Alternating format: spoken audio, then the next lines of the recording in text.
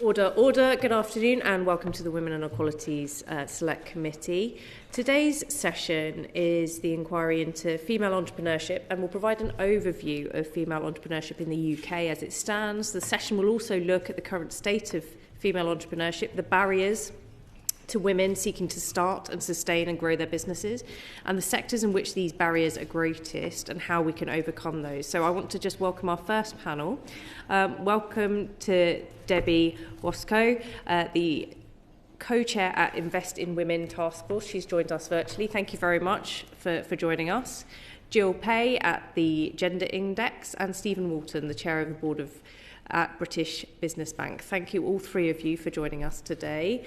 And the first set of questions I'm going to hand over to Alex, please. Thank you. Debbie, I'd like to start with you, if that's all right, and then we'll move into the room. Could you briefly set out what you see as the key trends in female-led entrepreneurship?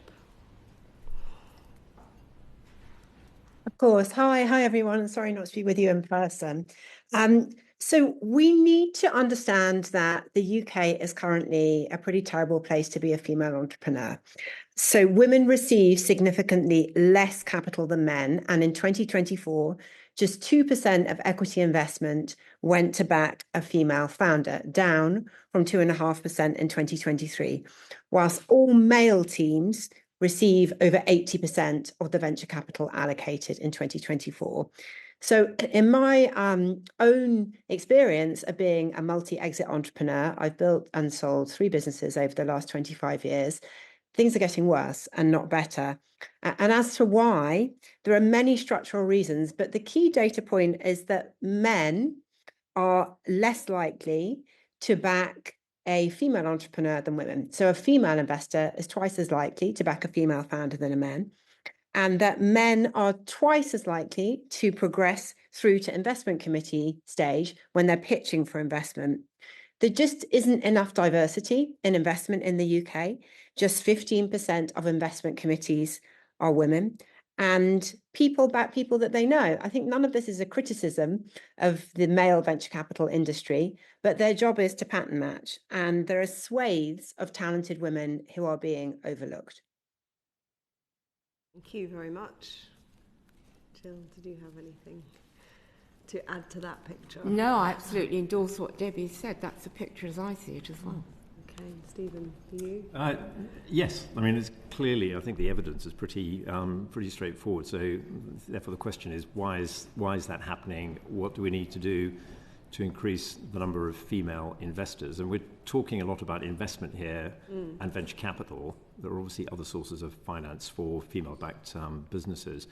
But it is undoubtedly true that the number of female investors in venture capital is a lot lower than men. The number of females on the investment committee of venture capital firms is significantly lower, and that has an impact. Thank you. Debbie, coming back to you, if that's okay. Those are some depressing statistics. Yeah, sorry. Do you have any more? Do you have any on the experience of women from ethnic minority backgrounds or low socioeconomic backgrounds and how they're trying to start a business?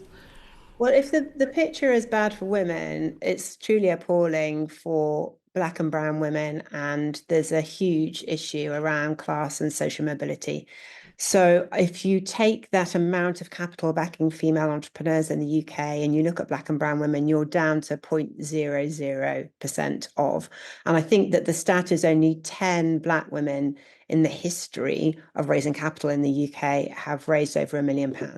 So we need to be clear that the picture is poor. I think Stephan alluded to this fact, which I know in my experience, the more you found and sell businesses, the easier it gets to some extent, because you have network. And what enables businesses to get off the ground is often angel investment. It's something that the UK is really good at because we have the SEIS and EIS tax breaks. That means that we found ways of incentivizing individuals to back high growth or higher risk companies. And it's something that we should be really proud of. Unfortunately, women's networks are just not as good as men's. And it means that we find it harder to raise angel investment. It also means that only 14% of angel investors in the UK are female. The gender pay gap, which we're not going to talk about today, but we could all go for hours on that one, begets the gender savings gap, right? So women just have less money than men. And I think also, if we move through today and think about solutions or things that we might do differently or better, there's just not as much awareness of these tax incentives amongst women who could invest. So you don't need to be Warren Buffett to invest, is a sort of message for today.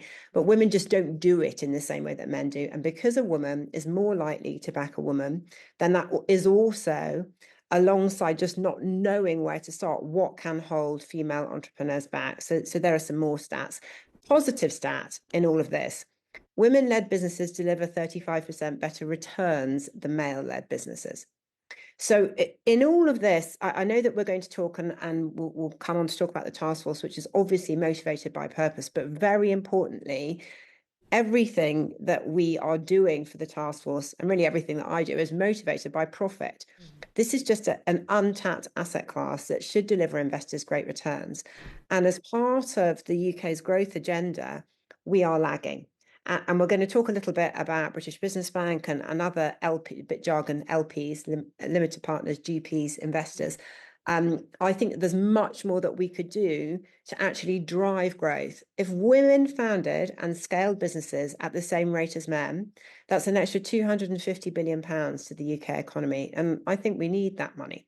So actually, it is in everybody's interest. It's in the interests of founders, investors, and government to make sure that we get better at doing this.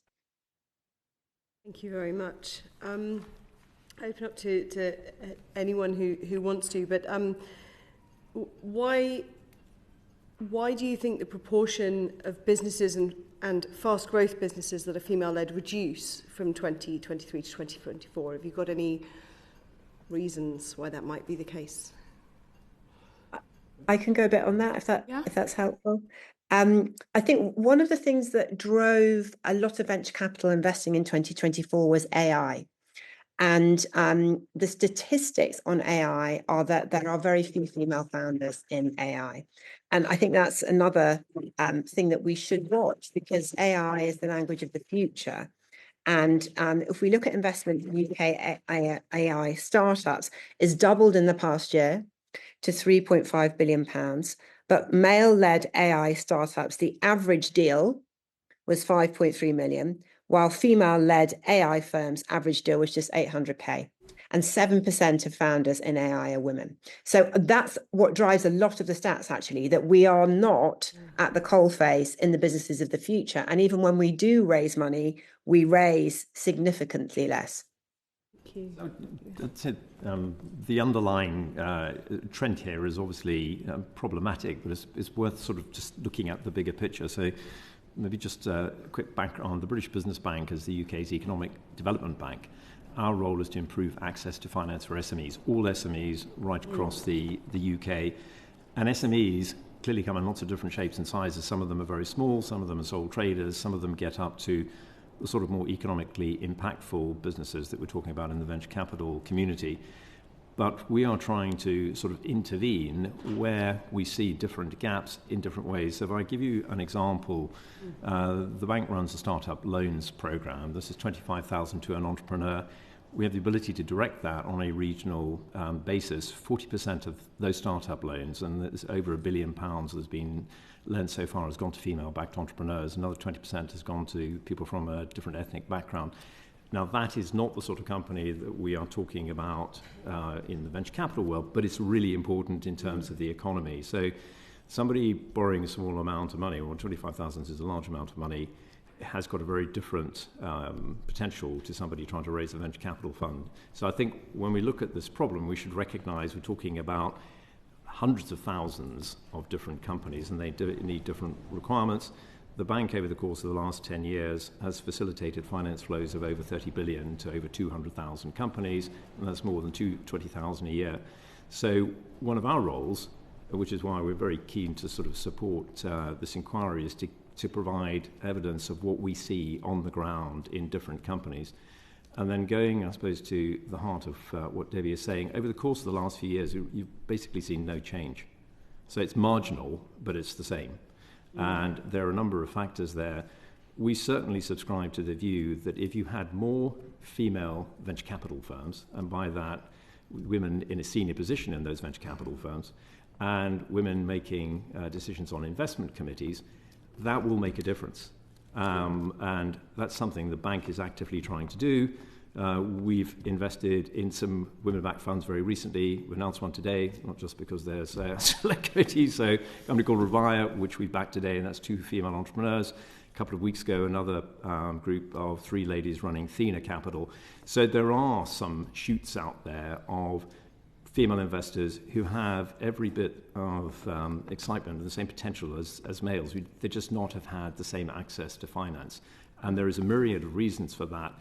But I would really echo Debbie's point. There's a big opportunity here. So the evidence and the data tells us we have a problem. What we are failing to unlock sufficiently is the opportunity of a huge economic amount of activity. Thank you. Jill, did you have anything? Yeah, just going back to what Debbie was saying about EIS and how successful it is, but women don't know about it. So of all the female-led companies in 2024 who were eligible, so that our platform is able to identify the ones who were eligible for it, only 15.6% actually secured funding. And that was down from the previous year, which was 17.9%. So although the previous year was better, it's still abysmal that only 17.9% of those who qualified to get EIS, which is a great scheme. And if we're talking about VCs, I think we should look at those sort of tax incentives for VCs investing in female-led companies based on the model of EIS. And within EIS, I think we should have a greater tax incentive if they invest in female-led companies, so that we just move it up towards parity. But I think that would really make a difference. A bit of good news is that over 24, over 23, there was remarkable turnover growth among female-led companies. So in 23, it was 14.8%. In 24, it was 24.6%, which is a huge leap. So the turnover growth is healthy, but the fast growth is not. So this is where we've got the opportunity to do something. So they're working very efficiently, but they're not doing it quickly enough, and that's probably because they haven't got the investment. Okay, so I think that answers my next question, which is why are so few fast growth businesses female-led, and you think it's an investment? I think it's that, yeah. It is interesting to look at the spread of them around the 4 nations, because of the small number of fast growth companies, Wales had the most, followed by Northern Ireland, and then Scotland, and then England. So, you know, there's things to look at. What are they doing there that's getting them to that position? Thank you very much. Thank you so much, Alex. I just wanted, before we come to David, I just wanted to come back to you, Debbie, about that growth that we're missing out on, actually, as a country. And for a government that has put so much focus on growth, that has been their complete mission since taking office, are we risking overlooking women and female-led businesses by this very clear focus that we've seen from DCIT and other departments around AI and around tech? Some of those statistics you gave were quite stark. I mean, 5.3 million on average for men and 800,000 for women-led entrepreneurs. That's quite a big gap. And also, if government is looking to invest, then the idea that women and female-led businesses actually have better return than their male counterparts, surely that would be a better bet. Yes and yes. Okay. I mean, is there a danger? What I'm asking is, yes. Are we overlooking other areas of potential growth for this new AI tech industry and essentially an industry which is run by bros? I mean, tech bros didn't come out of nowhere. We've seen what's happened in America, and actually we could be potentially missing out on other areas and other sectors. I think it's an opportunity, and I think it's a great question, and I don't think it's either or.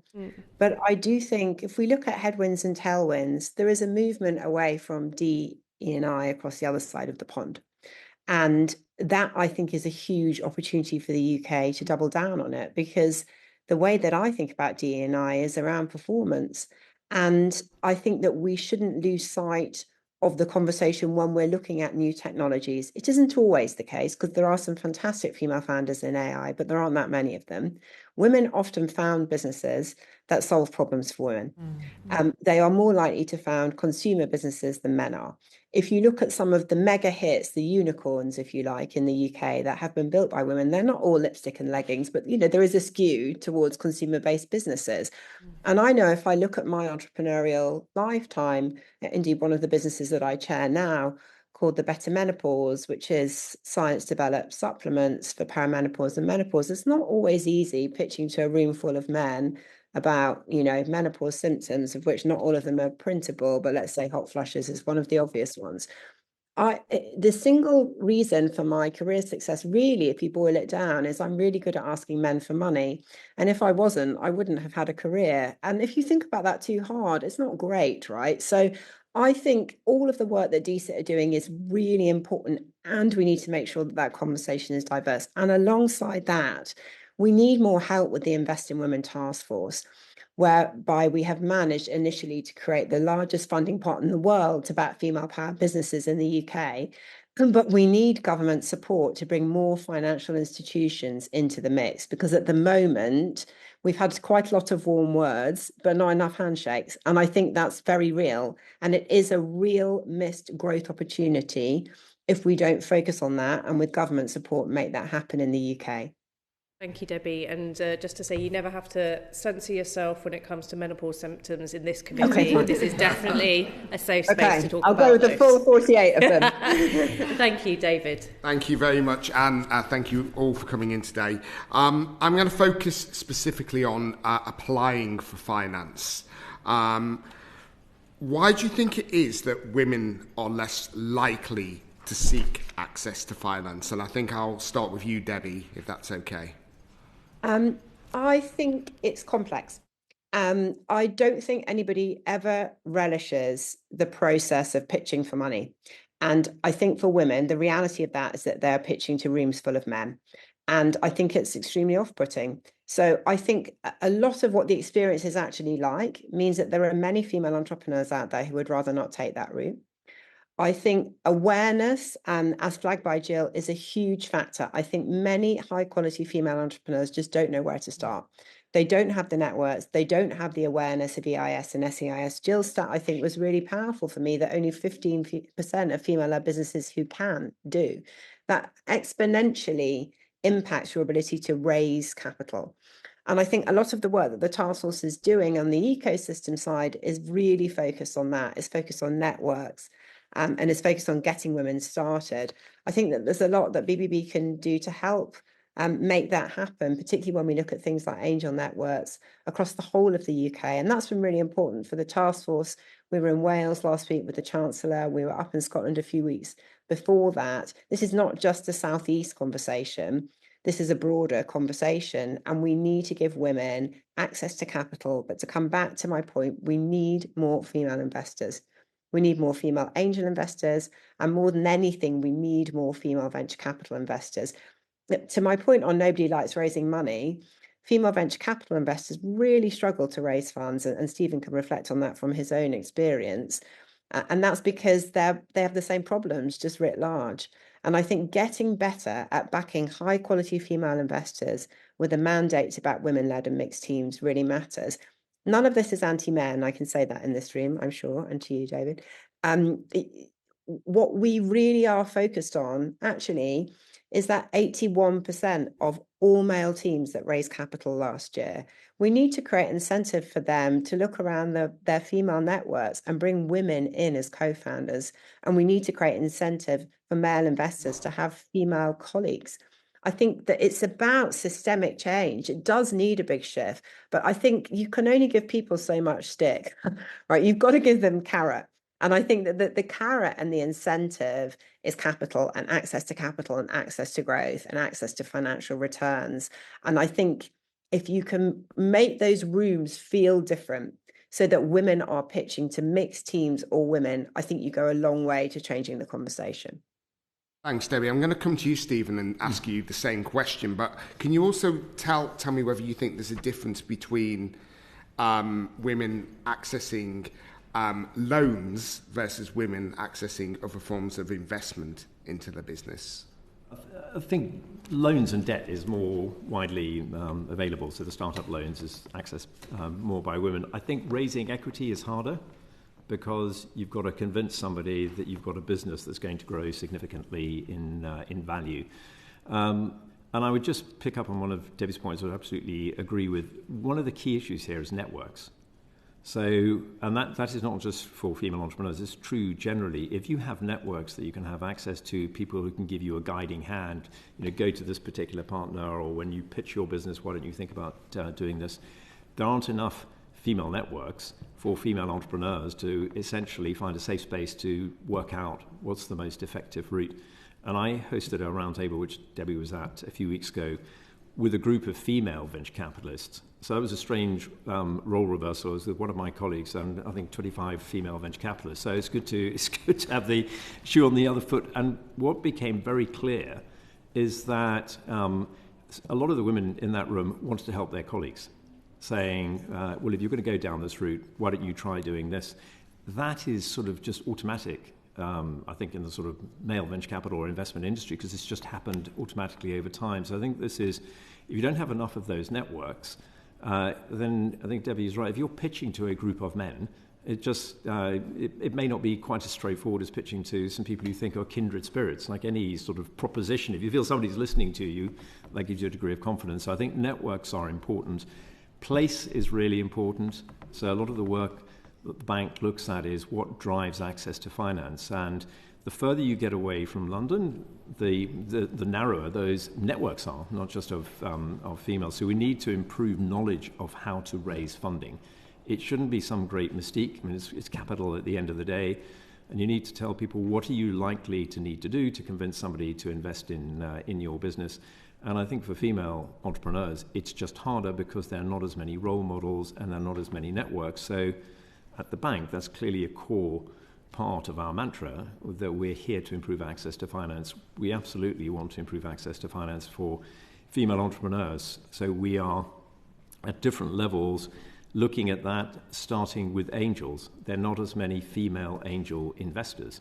So if you've never been an investor before, how do you start? So we really do start at the beginning. This is what it means to be an angel investor. You can invest with a couple of other people to begin with. Once you get the hang of that and you want to do it more sort of systematically, you can create a syndicate. That syndicate brings other people from your network together. And we have a program called the Regional Angels Program, which is where the bank will then co-invest with these syndicates. And we've got a number of female angel syndicates around the country which are all growing, which is fantastic, but they're still small.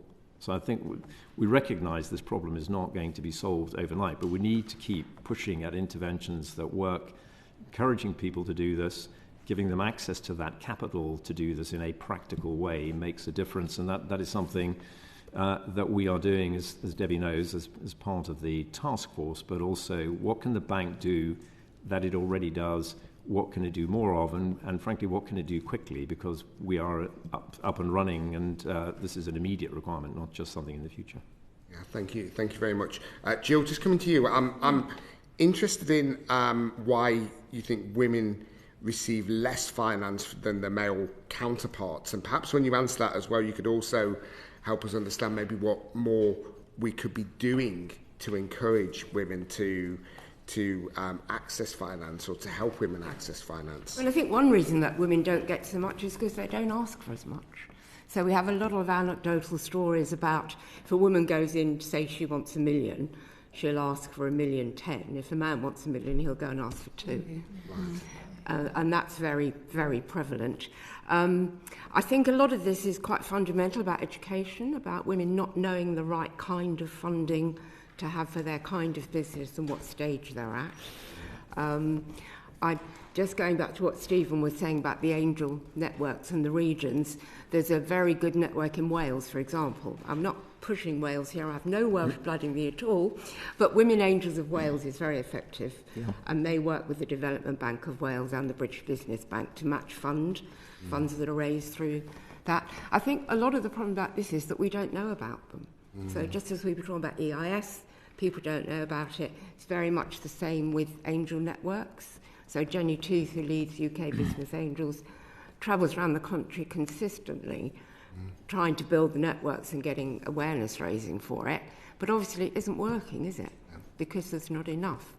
Another thing that's happening in the regions is something called the Lifted Project, where they've set up business boards led by female entrepreneurs in 5 major cities to attract local funding into the areas. Now, that's only been going since, I think it was last year, so we haven't seen any results from that. But the point is that there's lots of good stuff happening all over the place, but we're flatlining on what we're trying to achieve. So how do we raise the awareness? How do we raise awareness? Debbie, have you got any ideas? How do we raise the awareness? Yes, I'm all about raising awareness, but could I just make one comment on all of those excellent points from Jill? It's so small. It's just so small, all of that stuff. It will not move the needle unless we have significant amounts of institutional capital going to back female venture capital funds. That's where the high growth is, and that's where the returns are, and that's where the opportunity is. And I worry, all this stuff is really important, but I've been around this space for 26 years now, and honestly, no female entrepreneur who really gets going has ever wanted to have a conversation about more mentoring. She wants money. And I worry that we get a bit stuck. Yes, all of those points are valid, and I've made them. It's harder to get started if you don't have the network. But if you look at how women-led businesses fall off post seed and Series A and the amount of capital that they raise, and of course Jill is right, because this stuff is complex. Women don't always ask, but I've always asked, like over asked. And to give you just a little sort of anecdote from back to menopause again, but when we'd just been raising money for that business, and myself and my business partner are pretty seasoned entrepreneurs, one very well-known male investor who I shall not name said, you know, I love you too and everything, girls, but isn't it a bit niche, menopause? So have to recognize that there is just a perception that we don't pattern match. We don't pattern match in terms of what male investors are used to seeing, and there aren't enough female investors. So I will come back to this point that actually there is a moment in our history in the UK where there is an opportunity to drive change. And because of the Mansion House Compact in 2023, there is now a shift towards ensuring that as a country, we back ourselves. We've typically not been brilliant at putting our money, nationwide money, into private capital. So my ask when we get onto the Taskforce and how anyone in the room can help me to drag that over the line is those Mansion House Compact signatories have committed 350 billion over 5 years to the private economy in the UK. Can we have some of that to back female investors, to back female-powered businesses? Because that is the systemic change that means that the dial will shift. And my worry is, if we don't do something to answer your question in a very long-winded way, that's really high impact in terms of publicity, we just keep moving on with this stuff that's important and it's worthy and it's meaningful. And yes, matching angel networks. But what we need to do is to get the 11 Mansion House Compact signatories to each put money into a funding pot that is a fund of funds where they join together to back more female investors. That's a significant amount of capital that could drive systemic change. And my concern is that without that, we're just slightly shuffling deck chairs. Thanks, Debbie. Just very briefly, Stephan, is there a link, do you think, between, I know about the challenges SMEs face to get finance. I'm an SME owner, and I'm now doing a lot of work here to look at SME access to finance. There's a greater percentage of women who seem to be entrepreneurs in SMEs as opposed to bigger organisations. Do you think there's a link there between the fact that SMEs struggle to get finance? Very much so, because I think if you broaden out the question here, the government's agenda is obviously to drive growth. We need significantly more scale-up capital in the UK, right across the board, for all types of businesses. That can only come from one key source, which are institutional pension funds, and that's very much as part and parcel of the Mansion House. So I think one of the challenges for the UK economy is that we are successful in creating new businesses, spinning them out from universities, creating great potential, but then we're not backing them to become bigger. So I'm sort of likened this to an incubator. So we're doing a great job at the beginning, but we're not actually developing those companies. And that will certainly be true of female-backed businesses as well. So just picking up on Debbie's point about the Mansion House, we absolutely are looking for institutions to step up and do what they have said they're going to do in terms of committing money to private companies, which will of course include female-backed businesses. And without trying to be unduly optimistic, I do think the mood music is changing. As we've talked about this for years, why don't pension funds invest more? I think there is much greater focus from government on that, which is a good thing. And there are great investment opportunities. And if you go by sectors, and Debbie talked about female-specific sectors, if you take something slightly broader, life sciences, which is a major area of opportunity for the UK, British Business Bank is a big investor in the life sciences sector. We have far more female representation in that sector because there are more female venture capitalists in that sector. So it does show you there are things that can be scaled up. And as we look to the future in terms of the government's industrial strategy, across each one of those 8 pillars, you would expect us to see, well, where are the entrepreneurial companies? Have we got the scale-up company to reinforce that? So I think there is a broader issue here. And this should certainly be something we want for the economy as a whole. And as we do that, we need to be very mindful of where are all the female entrepreneurs and where are the people from different ethnic backgrounds. So we're not just lifting one boat, we're lifting all of the boats. Before you come back, I just wanted to push back a bit on that life sciences example that you gave. You said that there are far more female entrepreneurs within that space. I mean, you'd struggle to get less than in some of the other spaces that we've talked about. What does far more look like? The statistics are sadly across the piece are small. I'm just looking at where the bank has directly invested. We have a program called Future Fund Breakthrough, which is investing directly in companies. We've got there 30% of that portfolio is going into businesses led by females or ethnic minority CEOs. That's much higher than the statistics we're talking about. It's still not 50%. So it's relatively speaking, and we're talking about hundreds of millions. We're not talking about billions. So I wouldn't want to suggest that in that sector we don't have a problem. We have a significant issue right across the economy. But it's trying to then look at which sectors, what specific initiatives will make a difference. And have you got to that 30% organically, or have you set targets? It is organic based on the quality of the opportunities, which I think is really important when we start to talk about institutional funding. Pension funds have an obligation to their savers. And this debate is obviously very topical at the moment.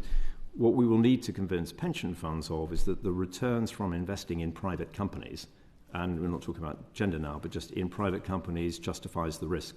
It's clearly illiquid, is going to be invested for a longer period of time, and that is something that we are actively trying to do.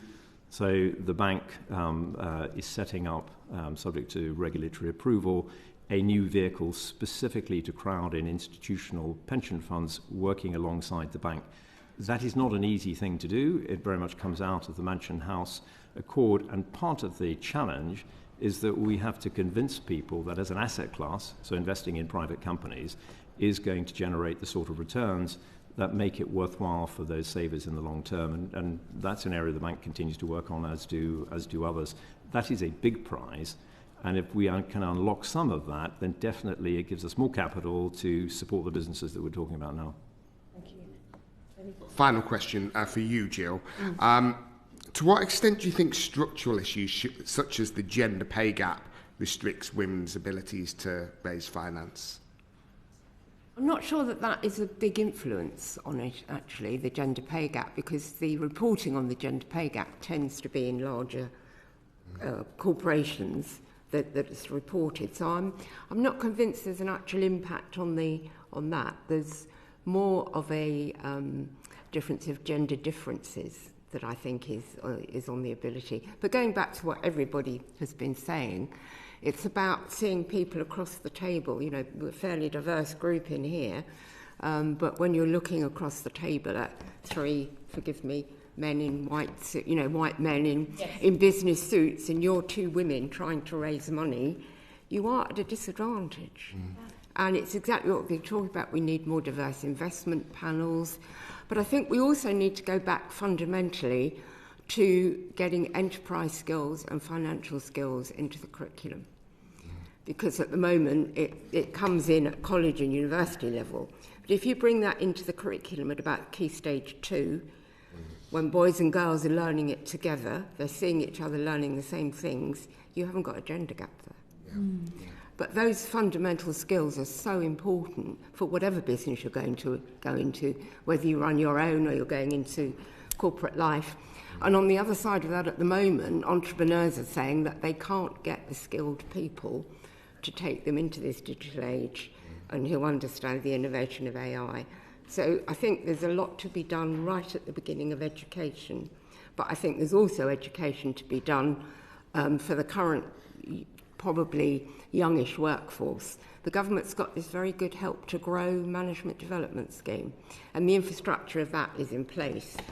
And I'd like to see a similar programme about digital transformation and AI innovation that's set up with the same infrastructure. The infrastructure's there already, but it would just be a secondary programme, and with places on that split 50-50 between male and female. Thank you. Debbie, do you have a view on this? I disagree, I'm afraid, Jill. I think the gender pay gap makes a huge difference, and I think for two reasons.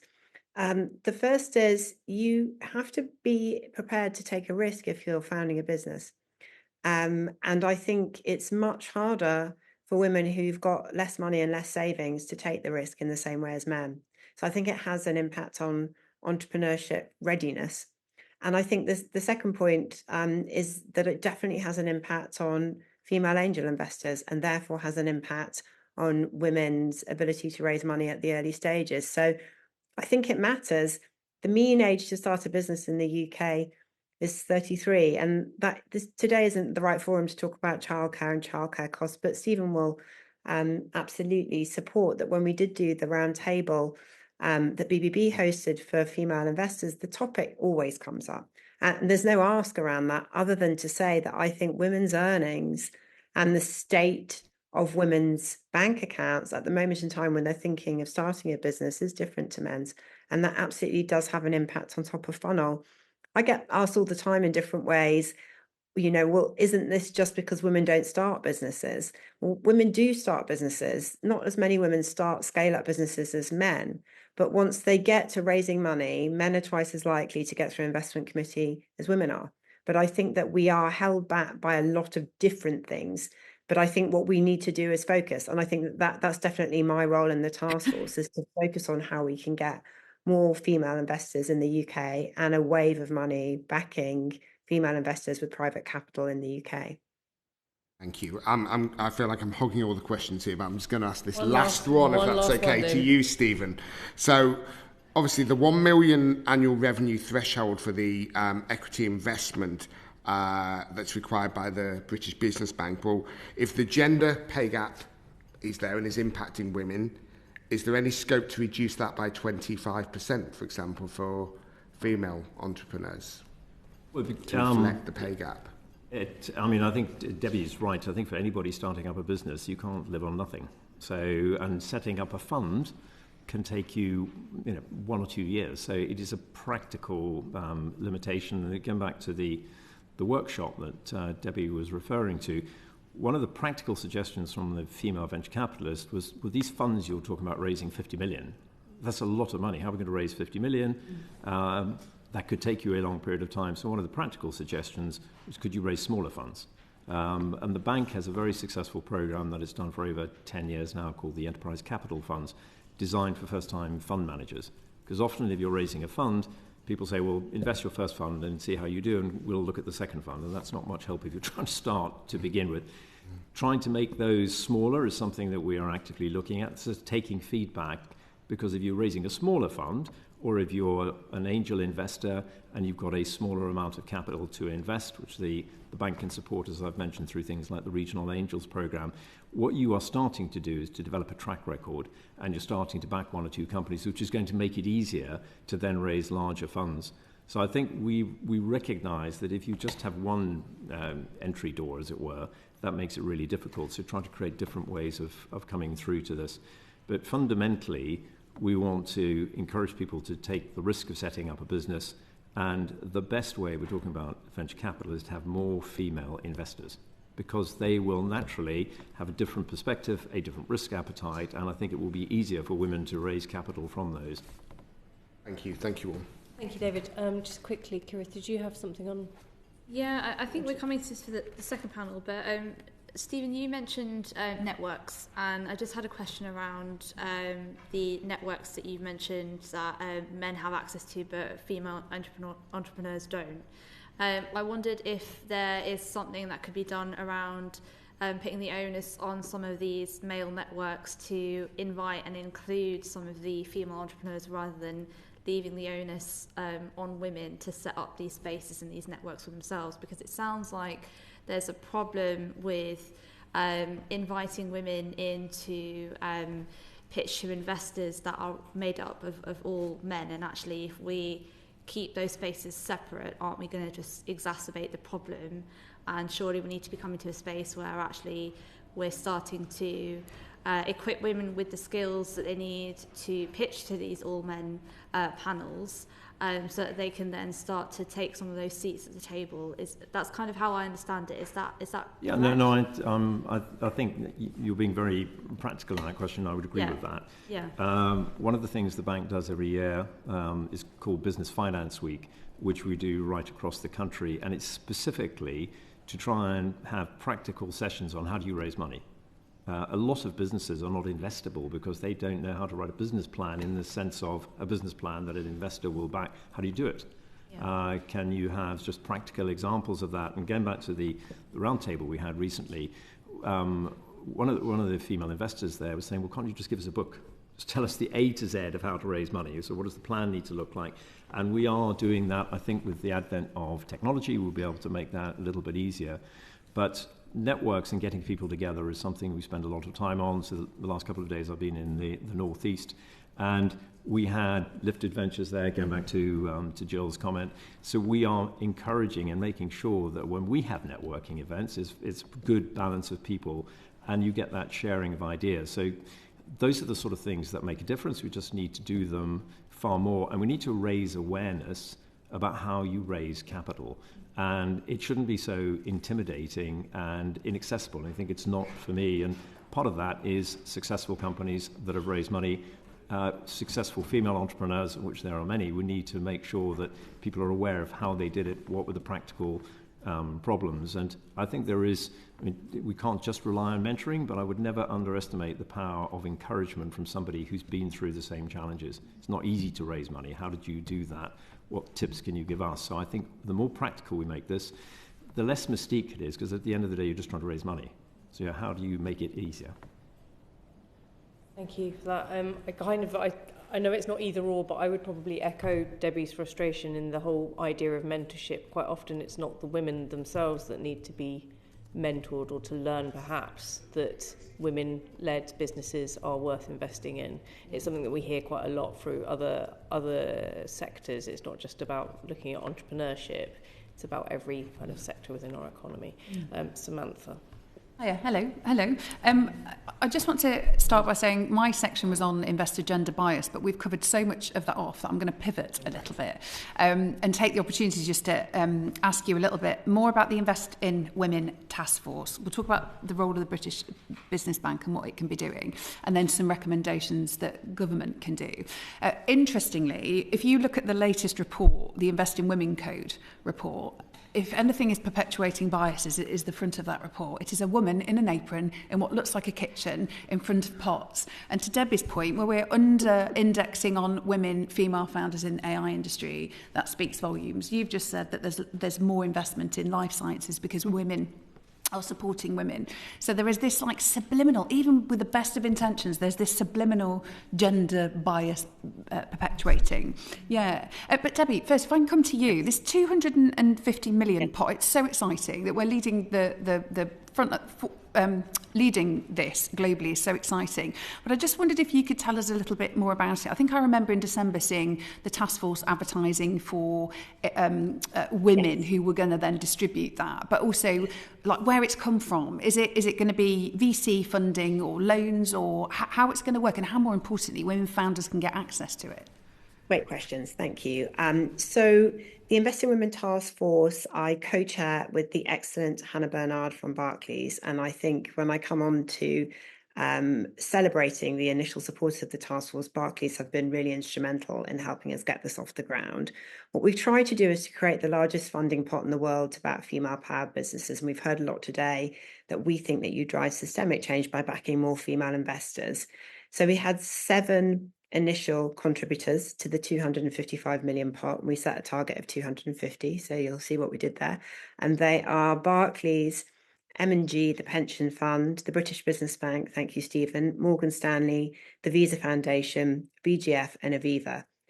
Now, that all sounds amazing, and it did almost kill us, but it's not quite as straightforward as that, because in an ideal world, what we would like would be for the industry to join together in one collaborative funding pot or a fund of funds in order that that can be managed through an independent tender for a female-run fund of fund manager that then distributes that capital to female VCs in the UK with a mandate that the capital that comes from the Taskforce exists to back women-led and mixed teams in the UK. So this is an unashamedly British enterprise. But unfortunately, it is quite hard to get everybody to agree that they want to join hands and come together on this. So what we have is a dual-pronged approach. We have 3 investors who so far are supporting the fund of funds, and they are Barclays, M&G, and the Visa Foundation. And we have 4 investors who are doing it themselves, and they're doing it in line with the terms of the Investing Women Taskforce LOI, but they are deploying those capital pots themselves. So we're very grateful to them, and Stephen's flagged a lot of the early work that the BBB are doing, and we can get on in more detail some of my helpful ideas, which Stephen's heard before, about other things that BBB might do.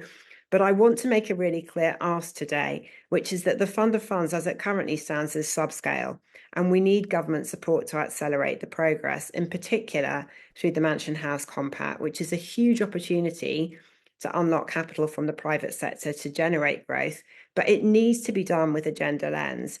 As a consequence of Brexit, venture capital funds in the UK have lost access to the EIF, which is the European pot that backs venture capital businesses. For the last 3 years, they have deployed that capital with a gender lens. And if you look across to Europe, you have many more female-run and female investment thesis-driven venture capital funds in very small European countries than you do here. We need to assure that the allocations are equitable. We've had a lot of warm words, but actually, I'm going to speak bluntly as ever, we have had few prepared to put their money where their mouth is. Barclays are the only high street bank that's writing a cheque. We need more. We need more of the Mansion House Compact signatories, not just M&G and Aviva, to not just come along to events that the Chancellor hosts, and she has been a fantastic supporter of the initiative, but to actually write cheques.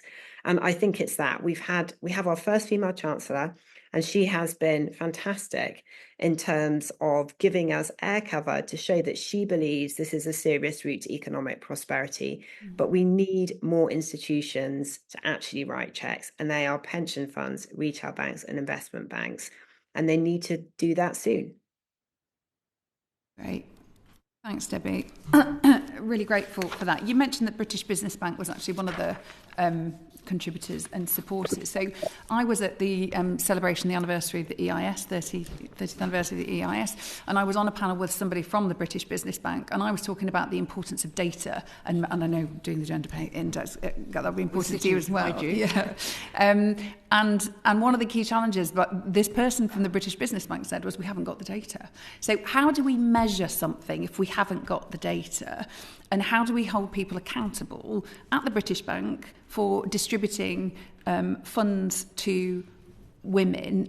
And who is accountable for that at the British Business Bank? It may well be, since that conversation, you have now got a plan, particularly because of the Investing Women Taskforce. So I wonder if you could just tell us a little bit more about how we can be successful and making sure that we've got data to measure it, because what gets measured gets done, right? I completely agree with that.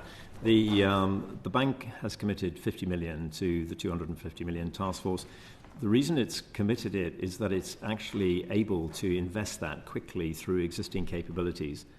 So rather than start from scratch, the bank's actually using programs that we've got. So I mentioned Athena Capital as a female-backed investor that we put capital into. If you look at the different programs the bank has got, the Enterprise Capital Fund for first-time managers is absolutely crucial. It's got a very good track record over 10 years. And if we want more female fund managers, if they're not currently in this industry, they're going to have a first fund. And that is an excellent way for us to support more female fund managers. And that program is open now. And we are, hence the roundtable we had on that a few weeks ago. We then have angel programs, and we absolutely believe in building up the number of female angel investors, starting as individuals, small syndicates, then larger syndicates, and part of the 50 million will go through that. And then we have a bigger fund, which British Patient Capital, which is investing in more established funds. So if you think of it as a female entrepreneur or a female investor starting as an angel investor, how do you do that? And part of that goes back to information, what's involved in being an investor. Then you create a syndicate. That syndicate can be supported by the bank through its regional angels program.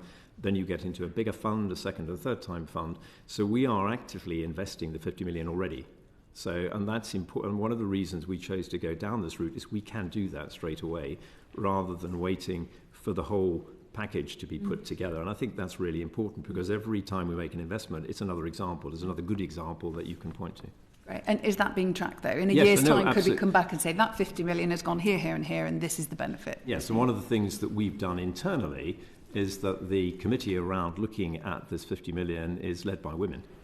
So again, is one of the issues we talked about right at the beginning. So yes, we should be tracking that so we can report on it. And I think we will learn from that. Where is the greatest demand? Is it for first-time funds through the Enterprise Capital Programme? Is it increasing the number of female angels? Is it making existing funds bigger? Yeah. My sense is it's probably going to be all of those. But in terms of measuring, we can then see where we can have biggest impact most quickly. Okay, great, excellent. And my final question, probably to everybody actually, when it comes to what government can do, Jill, you've already spoken about actually when it comes to EIS, perhaps we can have a different tax bracket for, or tax rewards for investing in female-founded companies. I think everybody has said that awareness is really low, so you can travel across the country, but still awareness is low. So if you could give a recommendation to government to help with that, what would it be? Well, as you've heard me say, I think this tax incentive for VCs investing in female-led companies would be huge. Yeah. I think it would be. I've talked about the education piece. I mean, that's a longer term, but I think it's really important if we're going to have a workforce for the future that's up to the mark and understands about different kinds of funding and has those enterprise skills. I think that's really important.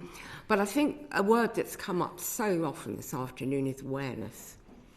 And I think a government campaign making people aware of what the Investment in Women Taskforce Fund is all about, what all the other things mean, what all the opportunities are, the Help to Grow Management programme that I talked about, but I think also the one I also talked about for digital transformation and AI integration, and to have parity of places on those for men and women. I think that'd be a huge, huge step forward. And the infrastructure is there for that. And the model is there for basing a VC scheme on EIS. So these are not things starting from nothing. They're just things for the government to put the policies in place. And it has got to be policy change to make a difference. Because although there's so much good work going on at the moment, it still remains that only 1 in 5 of the 5.2 million active businesses are led by women. And that's not enough. Okay. Great. And I'm guessing, Debbie, that you're probably going to reiterate the importance of actually government's throwing its weight behind it in terms of financial. But is there anything else that you would add? I think a few suggestions for BBB, Stephen, if I may. I think that they have such an important role as role models and to role model. So other things that BBB, and I know is thinking about, but suggestions, we need to ensure that BBB's investment committees are gender balanced. They should insist on gender balance ICs in the funds that they invest in, because that has a massive multiplier effect. And that all of their funding allocations are done with a gender lens. I think that they are able to do that. You mentioned the Invest in Women Code, aside from the horrible front cover. One of the very notable stats from the code is that only 3 LPs have signed the code. I.e. only 3 of the institutions that can deploy capital at an institutional level. Well, that's just rubbish. So I think that we all, BBB and government, have a role in making that happen. Could we require that recipients of BBB funding become Invest in Women Code signatories? That feels like another way to fast track the process. Stephen mentioned smaller programs, smaller than the ECF, to back earlier stage or smaller female VCs. And I think that would be really powerful. And I know that's something that Stephen's looking at. And I think finally, back to the fund of fund point, it is currently subscale, the Women Backing Women Fund of Funds. We need some more investors in it. I think government has fantastic convening power. And I might suggest, if I may, a sort of knocking heads together type moment where we're able to ensure that we get the rest of the Mansion House Compact signatories in a room.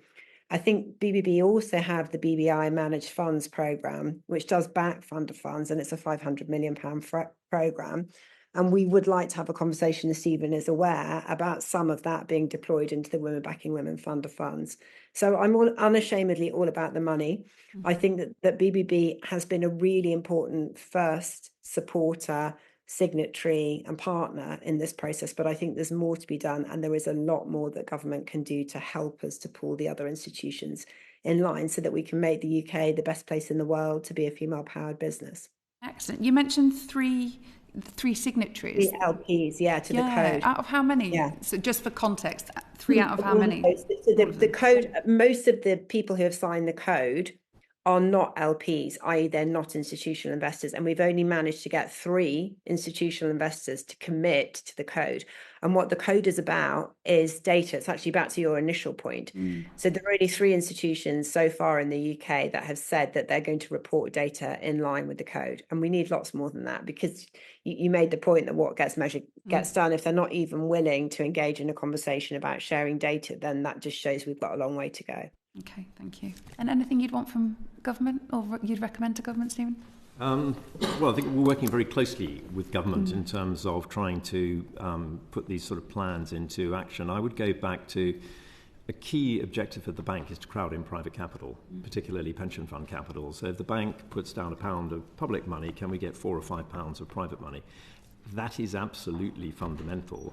And we need to recognise these pension funds and the people who advise these pension funds have fiduciary duties, and we need to convince them, and we need to convince them about the quality of the returns that they will make.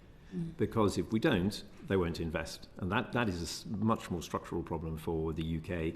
I think government definitely has convening power. I think this is high up on the agenda. I think we need to keep it on the agenda. So the Mansion House Accord can't be something that happened a couple of years ago and now disappears. So I think we need to keep doing what we're talking about here. Where is this capital that's going to come through? The bank can play its part in leading on that. The bank today is 20% of all funding for venture capital in the UK. So we have a significant presence in this market. But the other 80% is what we're focusing on, and we need to get more capital, and we have significant savings. So this is the big prize, because if we can start to get more institutional capital, and the 5% that we've talked about in the Mansion House Accord, that will make a difference, but we haven't got it yet. So a lot of positive noises, some steps forward, but not enough, and the bank can go first because we have public funding, but we can't go alone. So we have to keep crowding in that private capital. So that would be our big focus, out of which we will be able to support the wide variety of programs. And this is a very important area that we're focused on. So more money to invest, and then a 35% better return, because it'd be women who are making the businesses work. Thank you very much, Samantha. Thank you, Catherine. Just a quick just sitting here reflecting on all of this. So 100 years ago, women got the vote, and there were no women in Parliament till I don't know when. We're only on around the 600th woman in Parliament. But to get there, some of the political parties like mine practically set targets, did really positive action. And that's the way we got change, and we've got so many more women in Parliament. So what I'd like to kind of propose and see what you think is, could we not now, it is only 1 in 5 businesses led by women in this country. Could not the British Business Bank and others say, right, we've funded so many male businesses now, for the next 3 years until we get to parity, we're just going to support women-led businesses? Is that a mad thing to suggest? Could it be done? I would go back to, obviously the British Business Bank is an arm of government, effectively. The private sector is the big prize. So we have to convince the private sector to invest, and the quality of the returns is obviously the most powerful argument of all. Why is it that we're not backing enough of these businesses? We're not seeing them coming through the pipelines, or we're not encouraging them to do more. I think the focus there is where we've got to try. If we tell people to do things, which obviously is another thing that government can do, I'm not sure we will get that private capital. That is the big prize. Data is really important to evidence that we can generate higher returns. Half the population is clearly what we're talking about here. We don't have enough representation, but I would focus on the fund of funds that Debbie has talked about. Having a fund of funds run by women to back other female general partners, that we haven't got that. So having that will make a difference, and it will start to generate what we need right across the country, which is more experienced investors, because they in turn will spread this awareness. You can set up a business. This is how you do it. There is capital. This is what an investor needs. So this is how you need to think about your business. Thanks, Catherine. Stephen, kind of, to be polite, I think you slightly dodged Catherine's question around whether there's more that the British Business Bank themselves could do. I understand that you said the eye of the prize is on the private sector more widely, but surely there could be an example set. I mean, are you happy with that 30% investment in women and ethnic minority-owned businesses and led businesses, or would you like it to be higher? And if so, how much higher would you like it to be? And is there a timescale for it? Because surely we should be leading by example. Absolutely. I mean, I think in all of the bank is a fund-of-fund manager. So essentially, so we put money into other people's funds. So we need those funds to come through the door for us to back them. And as part of our due diligence, we will look at what's the makeup of those funds in terms of representation, women, different ethnic groups. And that is part of our due diligence. And we are looking at that as what makes a good business, frankly, and the businesses we want to support. We're allocating a lot of capital already. We think that is having a significant impact. Going back to what I said, over 10 years, the bank has allocated over 32 billion of funding. So it's not a small activity. We need to continue to improve the quality of what we are seeing to be able to support that, which is what the bank is doing. The bank is continuing to sort of gear up to reflect that. What we can't do is actually create the demand in the first place. And a large part of that goes to awareness. We need more people to think, I can set up a fund, I can go to the British Business Bank, and the British Business Bank will be supportive, or I can become an angel investor. And we absolutely are doing that. And we published last year the first impact report for the bank to actually see, well, is this working? Is it creating the sort of impact? And it is. Would we like to do more? Absolutely. And that's why I think going back to data, we will keep tracking this. This is a very specific and acute problem, which we need to do more of, which is why this Taskforce is really important, because there's 250 million that didn't exist before. How effective is it at actually then deploying that capital? What comes after this? Because I'm sure Debbie is not going to stop with the first fund. You need a second fund, a third fund. So I do think the bank is actively leaning into this by supporting a lot of these funds, as we are already the largest investor. We are coming back to the point of saying we do need to get significantly more private capital to increase the size of capital generally in the UK. Even I kind of sense we might not get to the bottom of the answers that we would probably like. Is it okay if we follow up in writing, because time's kind of moving on with us, if we can follow up some of the questions that we have as a committee and put them in writing? So I'm going to hand over to Shivani now. Thank you, Chair. So I'd like to quickly touch on investors' sector bias. So Jill, if I may come to you first, how can sectoral bias amongst investors be addressed, both in terms of investors favouring male-dominated sectors, but also a lack of support for females who are looking to break into those sectors? I think it's a really good question. I mean, the female-led businesses tend to be in the service industry, so health, well-being, social care, education, public health and safety services. There are green shoots of more female businesses going into financial services, technology and digital. And I think you've got to find the investor who's into it and do a matching exercise. So as a female, you've got to look for the investors who are investing in that area, maybe not necessarily into female businesses. So I think it's a matching really to get that investment into the areas where women want to go into and are looking to be good at. I don't know if you read in the report, but the platform that powers the Gender Index has developed this predictive data model, which has taken data from the 1st of January 2010 to the end of 2024 and developed these algorithms which can then predict what 2030 might look like. And what that's telling us is that there's very little movement among the sectors, but the ones that are moving towards more female-led companies are financial services, technology and digital, and logistics and storage sectors. So maybe we need to get investors to look at that as well and look where those developing sectors are, and then do this matching of what the future might look like for them. Thank you. And is there a lack of understanding by investors of the value of these female markets? Oh yes, there's an education process to be done there. We've talked about the evidence. We know evidence exists. Debbie's got a lot of it. It's all about the ROI, that there's a greater return on investment in female-led companies. So it's an education process for investors to understand that as well. There's a lot of educating and training minds in all of these things that we're talking about. And I think I probably know the answer to this, but I'm keen to hear all of your thoughts. Do investors need to recognise social value as well as just the revenue generation? Oh yes, definitely, absolutely. If they're responsible investors, yes, they, impact investment is what it's called, and where there's going to be a social impact of investment, and that is growing. And there are investors who will only invest in impact-driven companies, which is a very healthy situation to be in. And Stephen and Debbie, do you have any other comments you'd like to add? I worry a bit about women and impact being inextricably linked. I think that we can build great businesses and get rich and make everybody lots of money, and I don't think that we should approach that any differently to a man.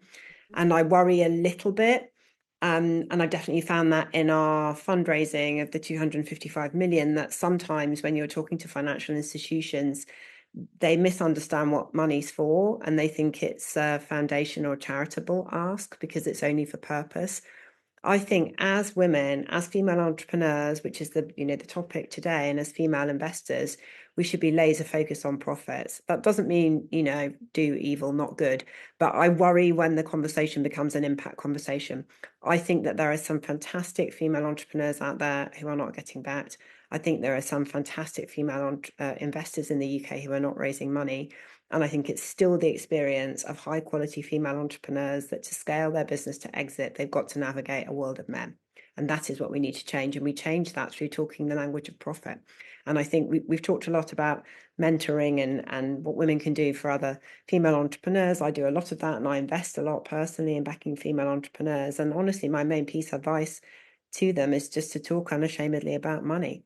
Ask for money, talk about profit, focus on making it. And I think that would be the advice that I'd give to anyone, the advice that I'd give to the room. Yeah, thank you. Thank you so much, Shivani. Catherine. Thank you.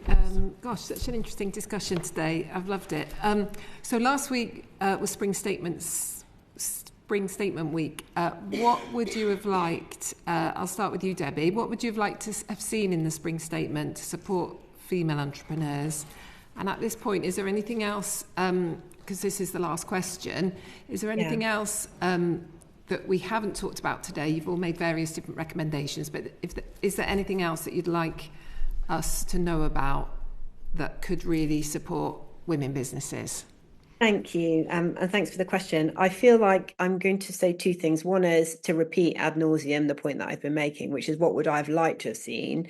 And the Chancellor's aware of this. I think I would have liked to have seen a conversation with financial institutions about ensuring that part of the capital that they're deploying in the UK is to female investors. So I do think that that's within government's remit to really get clear and focused on that.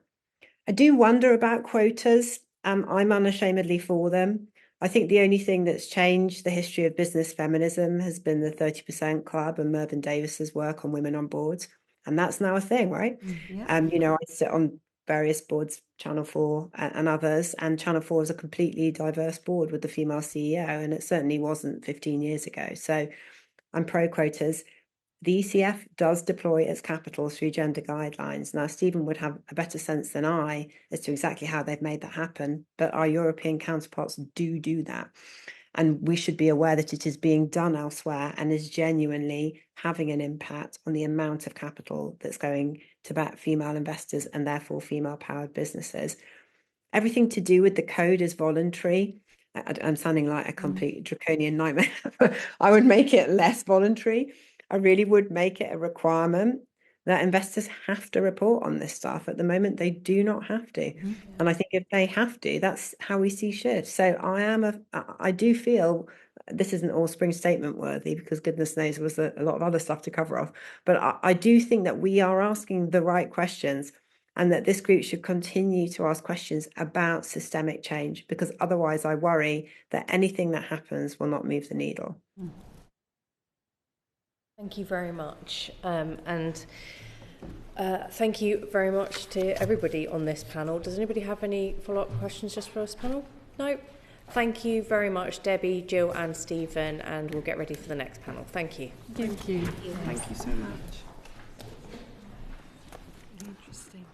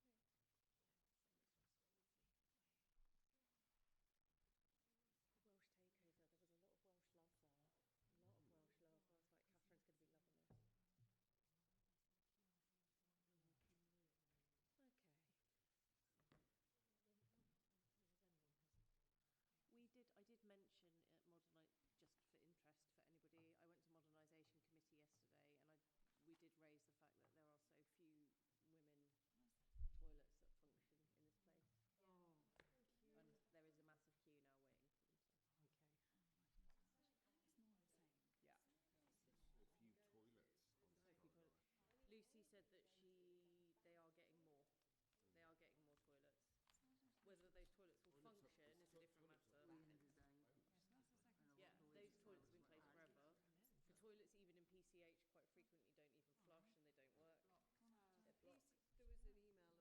There was an email all about that. Glamorous here, isn't it? Yeah, real glam.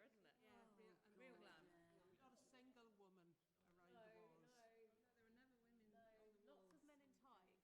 Lots of men in tights. Yeah. Lots of men in tights. All right. Very fancy hairdos and... I'm really glad I can't see that behind me, to be honest. Which section are you? In panel 2. We're in panel 2. Oh, wait. Aha, here we are, panel 2, section F. My printer didn't work properly, so my question is There we go. We're stitched up now. I could go over and sit over there, but it seems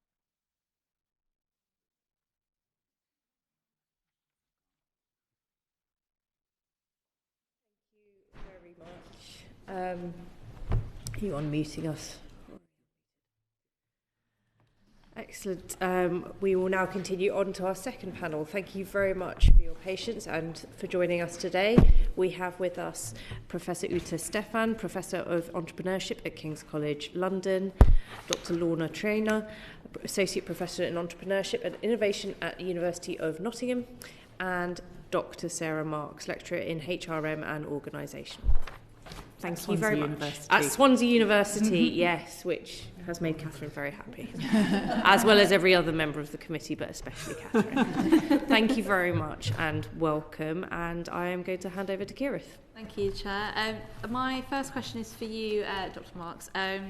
In your evidence, you challenge the assumption that more women starting businesses is automatically better.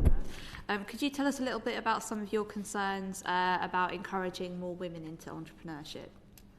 Absolutely. And so this is, I think, important to say that I am not against women entrepreneurs per se, but I suppose that my research and the evidence that I presented to the committee looks at some of the other impacts of, or the other aspects of women entrepreneurs' lives and experiences. And one of the things that my evidence shows is that women find it very difficult to make sustaining incomes for themselves from running their own business, to the extent that I think it's quite doubtful that most women starting a business are going to be able to replicate the kind of income they might get in the market, in employment. And therefore, I think there are questions that it would be great if if the Taskforce is thinking about the sort of the overall impact that encouraging women into entrepreneurship might have on questions like women's financial equality, women's long-term financial futures, as well as just simply things like the gender pay gap. Yeah, I was going to say we've talked a lot about the gender pay gap, and I imagine that's one of the elements that you mean. In terms of for the wider panel as well, then, to what extent do discussions on supporting female entrepreneurs focus too much on startups and not enough on the sort of growth and sustainability element that you mentioned there, Dr. Marks? I think that's really a very good question, and it's probably an accurate sort of observation, because I think when the prevailing discourse is around women's underrepresentation as entrepreneurs, it naturally leads then the discussions and the thinking about how do we get more women into entrepreneurship, which is obviously very quantity focused and doesn't pay due regard perhaps to the quality aspects. And so I think that's a natural outworking of that.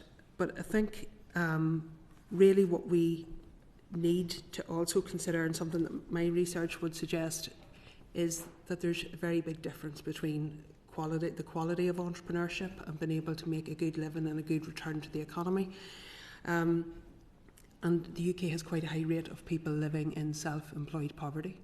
And, so I think, how do we do it responsibly, and how are we mindful that we are encouraging people into entrepreneurship where they have the potential to generate a suitable living return. So I think that's an important thing to consider. But I think that there needs to be a better balance, because we need to focus really as to how those women who are in business can then be encouraged and supported to have sustainable and grow their businesses, which we know is a challenge.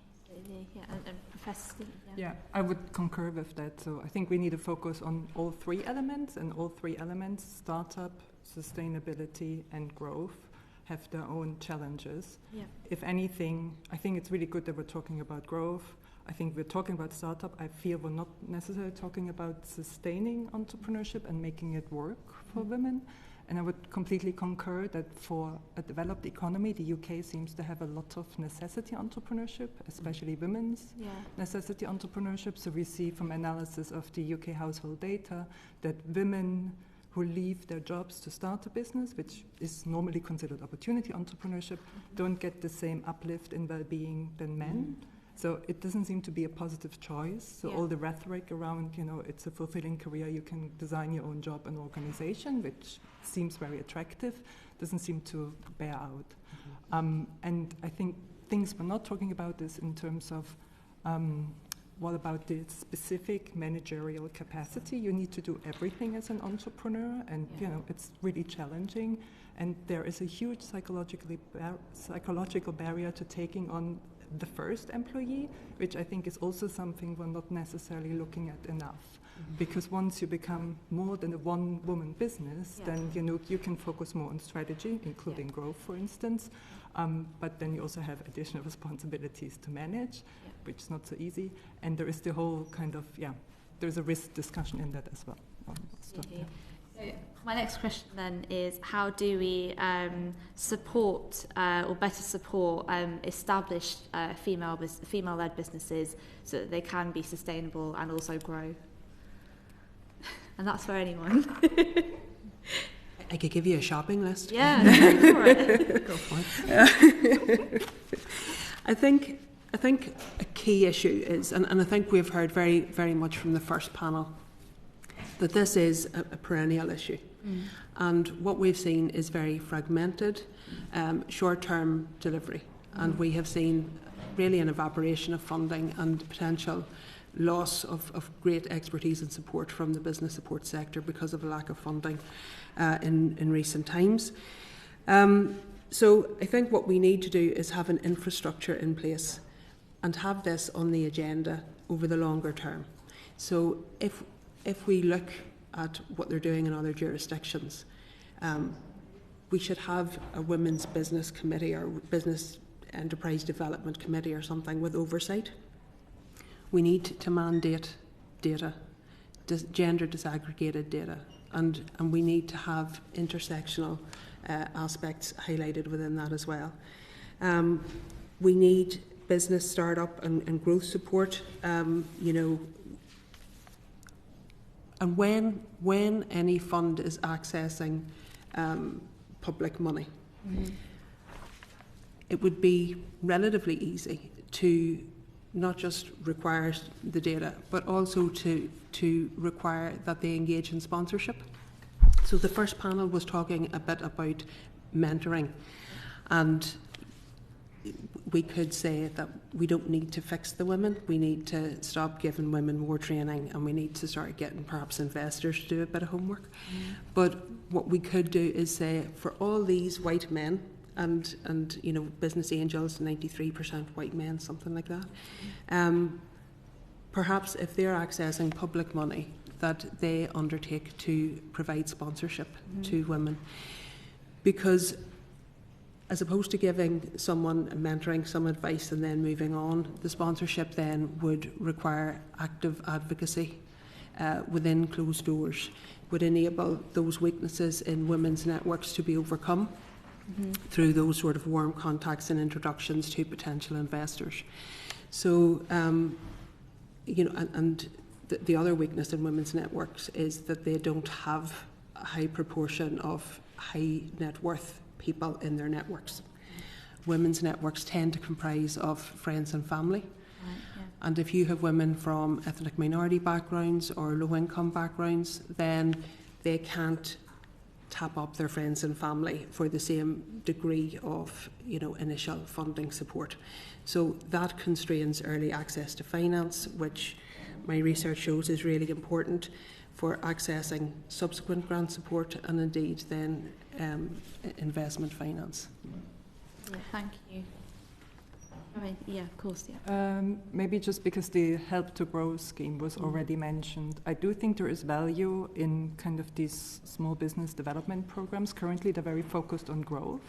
And, could they be focused on sustainability is a question to be asked. And they work well, so they're typically taking place over an extended period of time, let's say almost a year.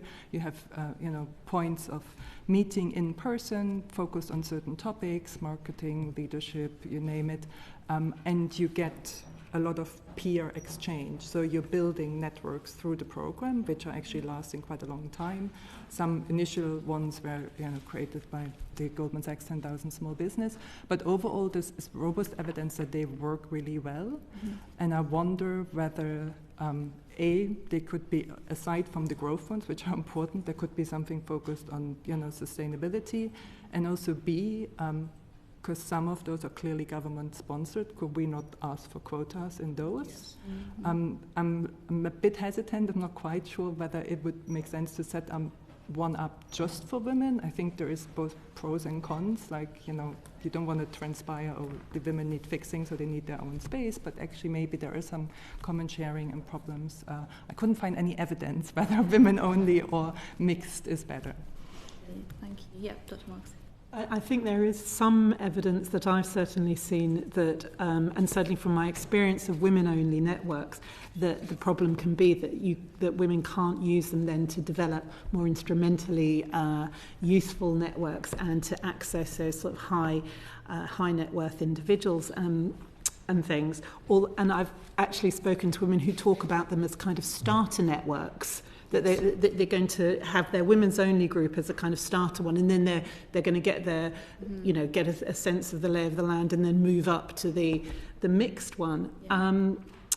And I think but I do think that peer-to-peer support is actually a really positive thing for people, but there can also be a bit of a double-edged sword in that people can talk about just they keep each other going and give each other support when things maybe. They should just say, come on, call it a day. Yeah. So you get this kind of reinforcing networks often through these peer-to-peer networks. And I think the one thing when you're talking about startup and moving from that, startup to growth things, is that it's very difficult, with the amount of money that's offered often in these sort of startup loans companies. So I think the maximum is £25,000. And that's brilliant. And I know that they have given out over £1 million worth of loans, £1 billion. So I think we're talking about 400,000 or 500,000 women entrepreneurs out of the whole lot of women entrepreneurs. But £25,000 is really a very small amount of money to start a business. I mean, if you think of what the average income is nowadays, that's barely going to buy you a year's worth of your salary. And then you've got all those other things on top of it. So you're sort of really setting people up to fail almost from the start when you're only offering them that amount of money. And just today I had an email from one of the, from one of the training enterprise support networks that I follow. I don't think they'll mind me saying it's Alia. It's quite a big provider of enterprise training support and some of the Help to Grow schemes here in London and in the South East. And it was talking about a programme that it had helped deliver in Tower Hamlets. And it was saying, that had about 100 entrepreneurs or potential entrepreneurs through, and they'd given them £2,500 each. And £2,500, I mean, it's not a lot of money in anybody's book. No. And, Tower Hamlets, it may not have, these people may, well, it's certainly still not going to buy a lot in Tower Hamlets regardless of where you are. No. And that's, I think, really one of the issues with the startup culture that we've developed, and which has got so many sort of positive narratives. Yeah, yeah. And then there's these other things that are happening. Can I just add to Sarah's point, sorry? The issue then that women face when they go to market for loans, or to angels or whatever, for loans over 25,000, is perhaps that it's unregulated.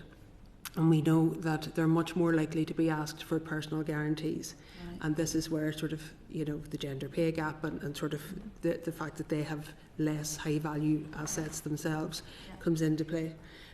So that creates a barrier there too. So perhaps having the British Business Bank offer higher value loans where women wouldn't be required to provide those personal guarantees, such as, their home, might be useful. But I think we also have to be careful that we don't place the onus on women to do even more work, and that we're not saying women, it's okay guys, you can sit back and relax because we'll get these women investors in and they can fund the women entrepreneurs. I think that we have to say, and I think that's why there is a potential advantage to saying let's have so much of British Business Bank funding ring-fenced for women. Let's revisit perhaps public and corporate procurement policies so that certain value of contracts is potentially ring-fenced for women. And let's, I'm director and founder of the Charter for Inclusive Entrepreneurship, and we're trying to create a more inclusive ecosystem. And one of the things is trying to get firms and all organisations to diversify the supply chain to help create a more equitable marketplace. Yeah. So that when women have started and have established their businesses, ethnic minorities and other, I suppose, underserved and underrepresented groups would be more likely then to have sustainable businesses because they're able to access valuable contracts. On that point, you've previously mentioned quotas, specifically around private equity investment panels and public grant funding assessment panels. How feasible do you think the quota element would be? Well, the European Investment Bank's doing it with great success. If you look at what they're doing in Germany and France, if you look at, they have a certain a requirement for a certain proportion of the investment panels to be women and ethnic minorities. And the data shows if you have a woman or someone from an ethnic minority background on a panel, they are much more likely to recognise the innovation potential and opportunity.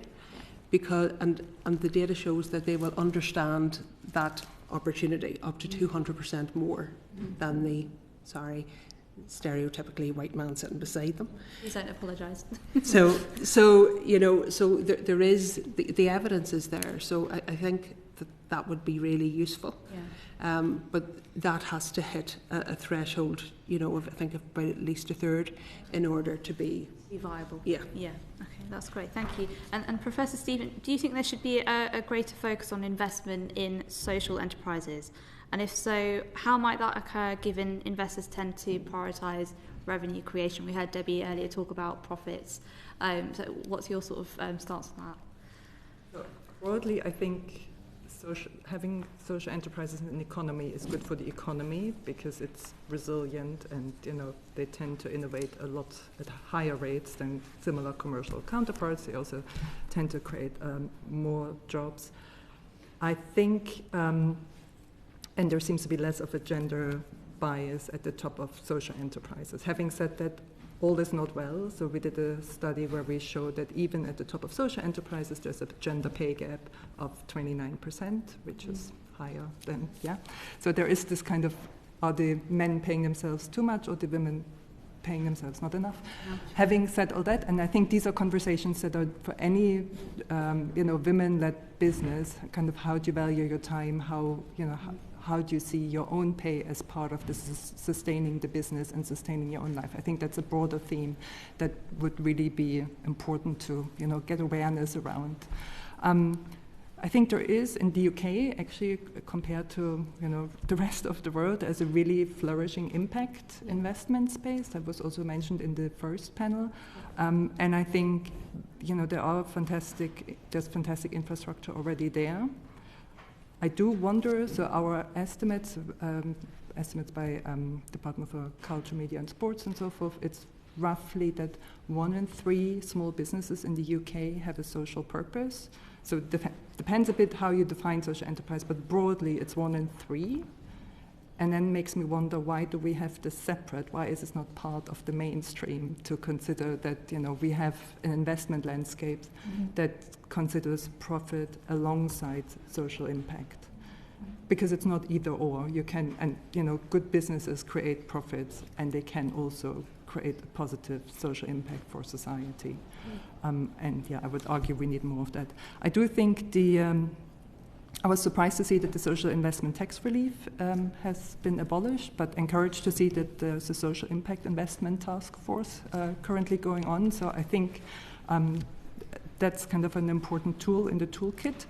And the other toolkit, I think, is around visibility and demand for social enterprise. So I know the Social Value Act kind of incentivizes procurement from, I don't have systematic data, but from what I understand is that small businesses, small social enterprises often get crowded out because the large businesses still get, the procurement contracts and find it easier to say, oh, we're subcontracting to a social enterprise that is a work integration enterprise, so tick box on that. So I think there is a bit, a way to make procurement also focused locally on businesses, and I think that would already help, small social enterprises in that space. And more generally, kind of, I think the prizes campaigns, I'm still using material in my teaching that was developed, I think, 15 years back by the government on how great a place the UK is for social investment and social enterprise. Yeah. And, there were fantastic role models from Jamie Oliver to Baylor Water and so forth. And I think there is a lot to shout about. I mean, internationally, the UK is doing really well in terms of social enterprise. That's great. And I would just say as well, if there's any data that you do want to share afterwards, please do. Thank you. Thank you, Kira. Thank you. I just have 2 follow-up questions before we move on to the next section, which is Christine first, and then I'll come to Alex. Very briefly, I'm just intrigued. Dr. Marks, you said that one of the things you discovered in your research was that women were less likely to be able to earn more money by becoming entrepreneurs. Is that less likely than men, or just so? What do you attribute that to? Do you think it's something to do with our ambition for women? Is it the business ideas themselves, or is there some other factor? Because it does seem weird that a woman could have a business idea and be less likely to make money out of it, even with support, than a man. That just strikes me as odd. I think there's a couple of things here that you're picking up on. And first of all, yes, there isn't a huge amount of data, and this is where it gets a bit complex, about how much women actually pay themselves when they're running their own business, or how much anyone pays themselves, because people may take money as dividends, they may take a small salary. But from the evidence that we've got, we know that women pay themselves less than salaried women, so the equivalent salaried women, and men who run their own businesses. And part of that is sectoral. So we have seen, the same things that people were talking about earlier, that when you've got men running their own businesses, they may be in the building trades, they may be in driving taxis, and women may be pushed into some of the sort of retail, into the services industry, where there's just less money and they're less profitable. So some of it may be sectoral as well. But another thing is about how many hours women are able to work in their business. And I know that from some of the questions we may be looking at this elsewhere, that women may find the labour that they have to put into their business is constrained by non-earning work, by care work, by other kinds of things. And I think that there is also something that is coming through in some of the qualitative work that I've been doing, that where you have maybe women who are older or who have another partner in the household, they're able to tolerate quite low incomes for quite a long time, because they have already got on the housing ladder, they've got somebody else paying the bills, and this is not just necessarily a gendered thing, it may be that they're the secondary earner. And so with that, all of those kind of things might explain why we see less money coming into women's pockets, into women's households from entrepreneurship. How do we tackle that? Because that's a whole different scale of problem to you're helping women become entrepreneurs, but actually you're not helping them to earn anymore. You're not. So how do we tackle that problem? Does that go back to education? How do we get women into the areas where they are going to make more money as entrepreneurs, and rather than just accept it? I mean, it's a great point. And I think actually what Uta was saying there about just having more focus on income generation right in the beginning, right in the training and in the support that women are given. So women should be sort of putting in income plans for themselves, putting in sort of realistic targets of when they're going to be, if I can't earn this much money by this time, if I'm not profitable enough, it's time to call it a day. Because we don't want to push women into poverty by their choices of running a business. No. And that's something that we see. And then it becomes very difficult to give that business up because it's your dream. You've got people who've invested in you, or not necessarily in money, but they've invested in your vision of yourself. You are the person who set up a business.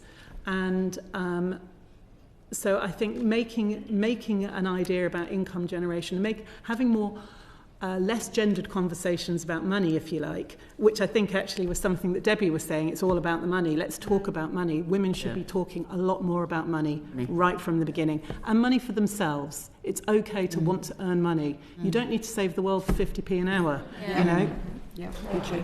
Can I just add to that even male entrepreneurs would typically earn more in employment. It's not just women, but out of entrepreneurs, women are more likely. Yeah. Thank you, to earn Alex. Thank you. That actually ties in really nicely with my question, which I wanted to direct to Professor Stephan, if I may.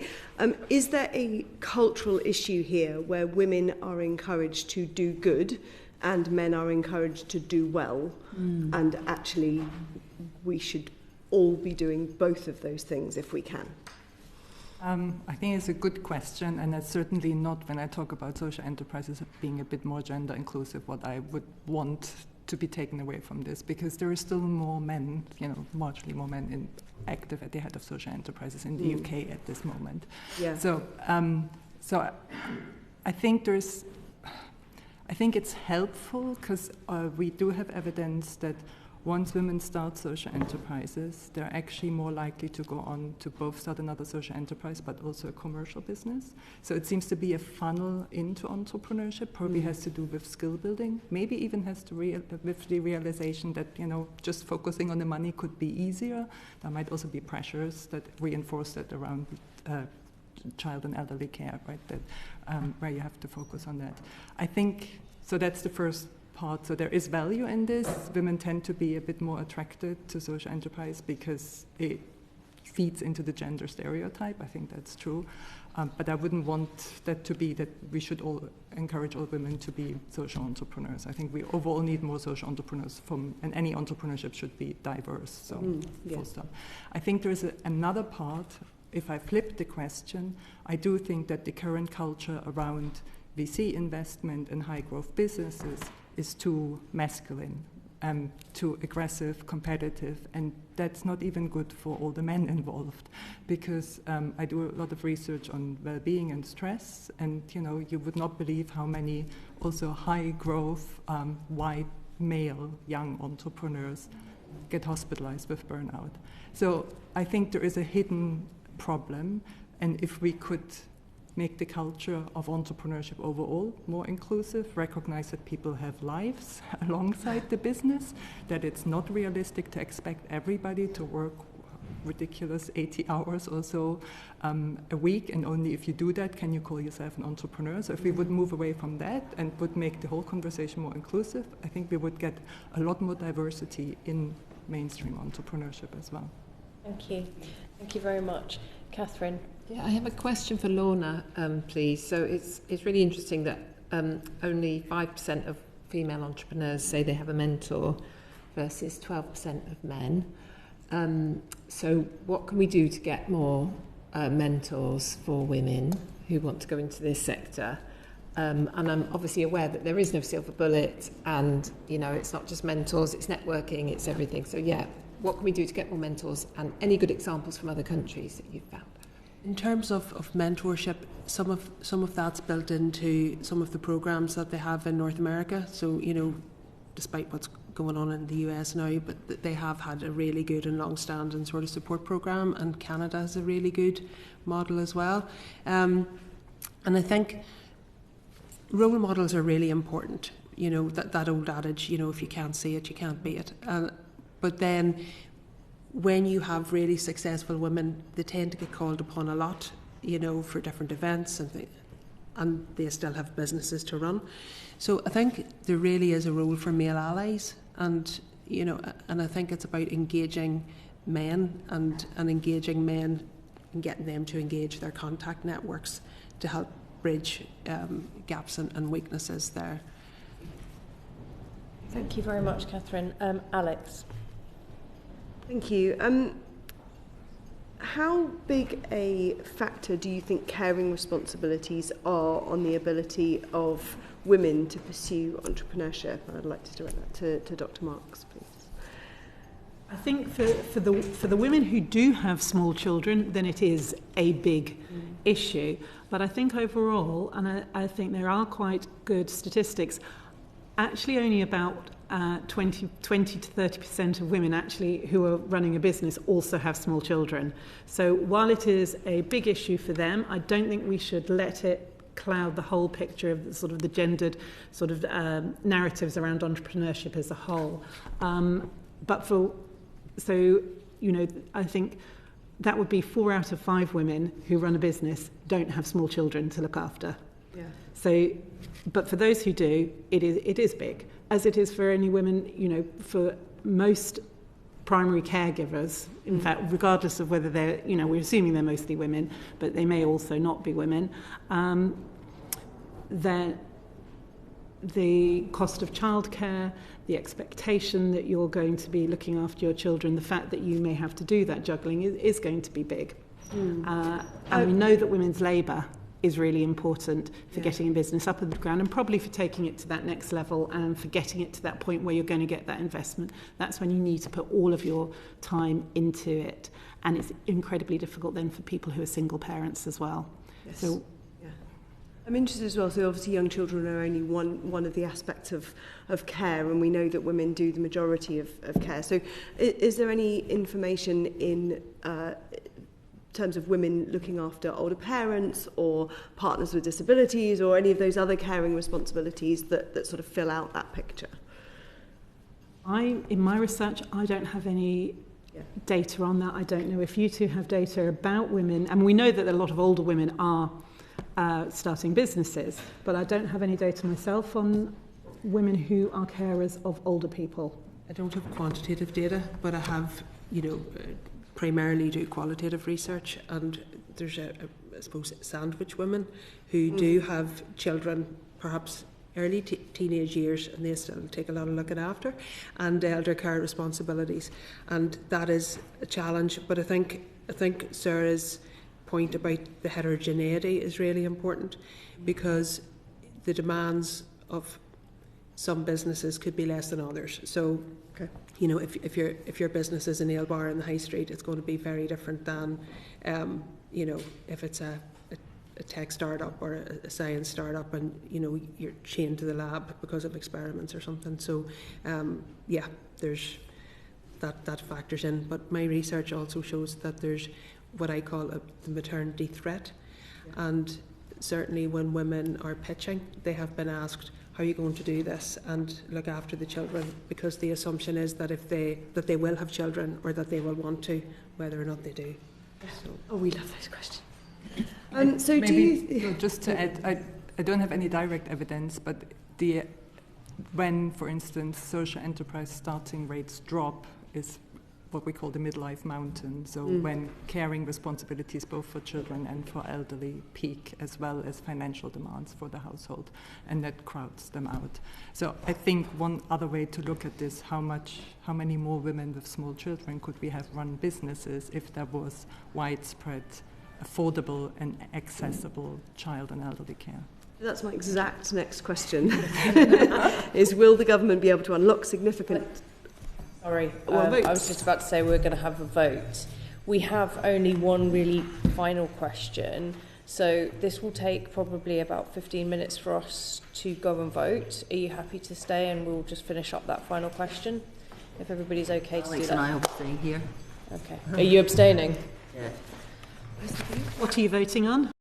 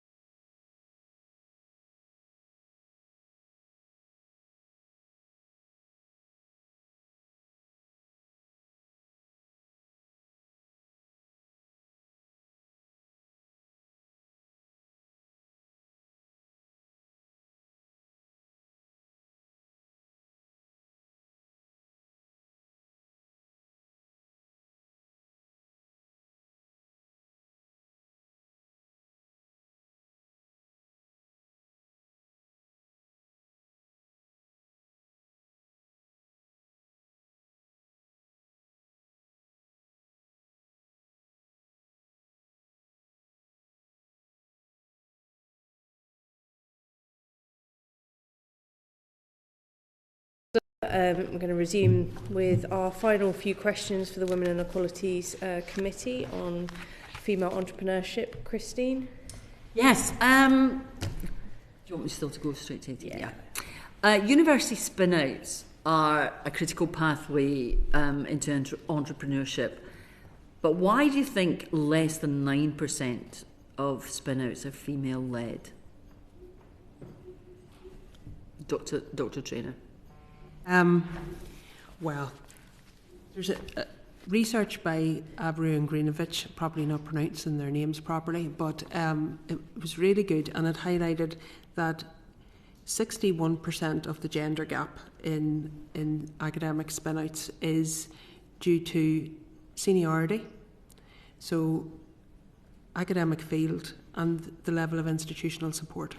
Mm-hmm. So what happens is universities are more likely to support professors, and women are underrepresented in the professoriate. The fields that tend to generate spin-outs, sort of life sciences, engineering, physical sciences, are those where women are underrepresented. So it's an issue of women aren't in the spin-out fields, I suppose, to the same extent, but even when they are, they're not getting the same institutional support.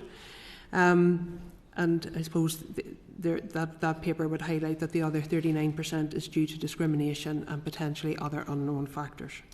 But so certainly, you know, those issues about career progression and gender, and to be highly scientific, it's a bit of a double whammy, because it's the old saying, you know, think entrepreneur, think man, and the construction of an entrepreneur is your white, middle class, middle-aged, heteronormative, sort of able-bodied man, and that has implications for anyone who doesn't fit that template. But particularly when it comes then to women entrepreneurs are seen as high risk, and they're seen as being risk averse and less about the money, as Sarah was saying. And so when they're then fronting high risk ventures that are going to take a long time to get to market, and may never get to market, then that's almost like an allergic reaction for a lot of investors. And investors and even public grant assessors are less able to evaluate the market opportunity, and we heard from the first panel they don't really understand, you know, femtech opportunities.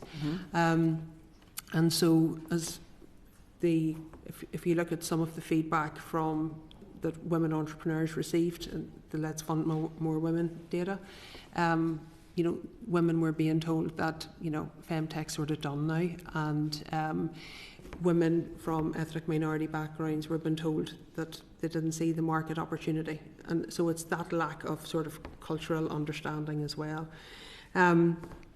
So those things are key issues, and I think something that could be done is to have some sort of training and potentially provision of finance, because current research that have just been done has shown the timing of the first grant is really important, because then they're more likely to get subsequent grants, and then they're more likely to get external investment finance as well.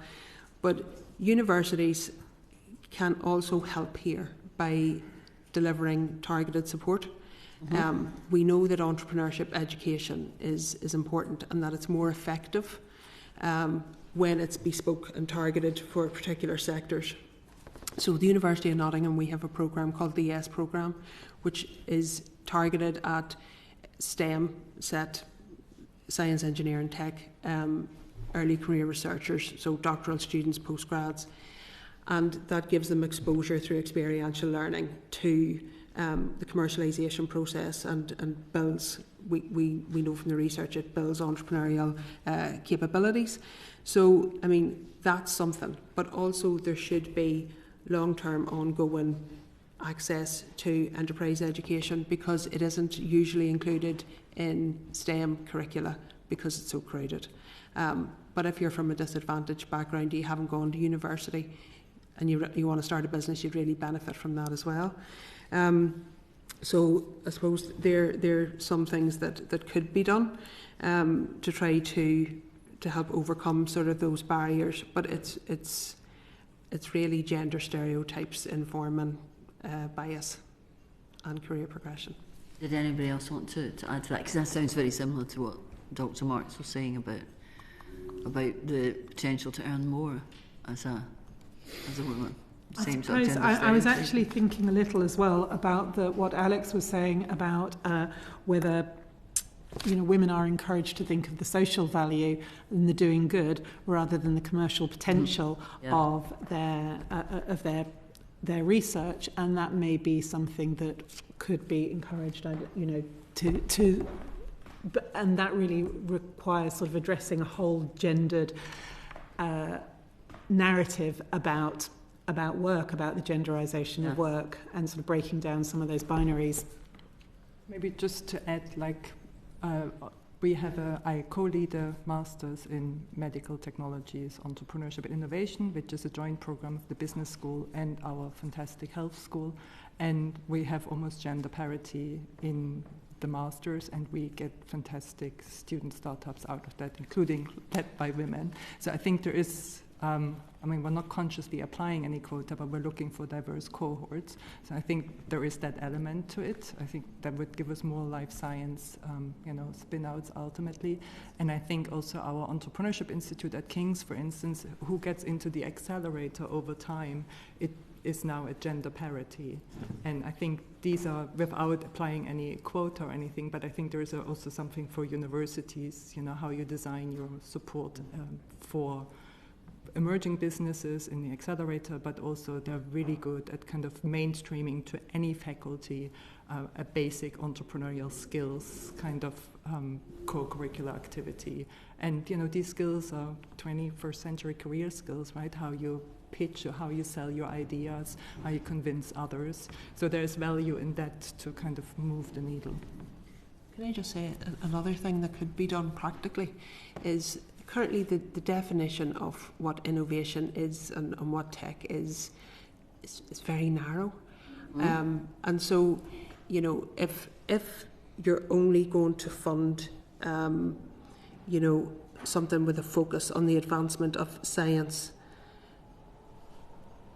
that's quite narrow. Yeah. Whereas there's really an awful lot of market opportunities and the spaces where women are in, and some really good business ideas in terms of applying that and doing the bridging work for wider use. So it makes sense to sort of widen the criteria for what we actually need to be able to apply AI in society to the benefit productivity. So that's something that could be done, and similarly then that would influence potentially R&D sort of tax relief and the issues that founders are having with that. Thank you. Thank you very much. I want to just see if there's any other follow-ups before I close this panel and this session. Thank you so much for all of your input and your information.